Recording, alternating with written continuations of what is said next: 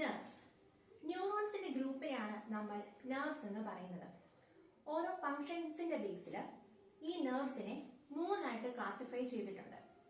അതിൽ ഒന്നാമത്തേതാണ് sensory nerve, രണ്ടാമത്തേത് മോട്ടോർ നെർവ്, മൂന്നാമത്തേത് മിക്സഡ് നെർവ്. അതിൽ ആദ്യത്തേത് സെൻസറി നെർവാണ്. സെൻസറി നെർവ് ഫോം ചെയ്തിരിക്കുന്നത് സെൻസറി നെർവ് ഫൈബേഴ്സ് വെച്ചിട്ടാണ്.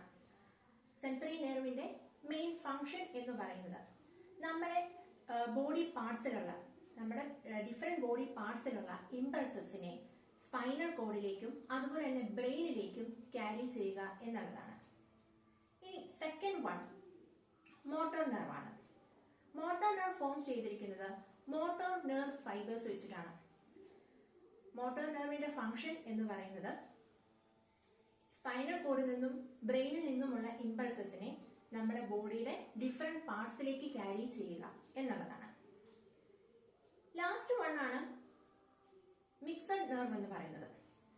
പേര് പോലെ തന്നെ അതില് മിക്സഡ് നെർവ്സ് ആണുള്ളത്. അതായത് സെൻസറി നെർവ് ഫൈബേഴ്സും മോട്ടോർ നെർവ് ഫൈബേഴ്സും കൂടെ ഫോം ചെയ്തിട്ടാണ് മിക്സഡ് നെർവ് ഫോം ചെയ്തിട്ടുള്ളത്.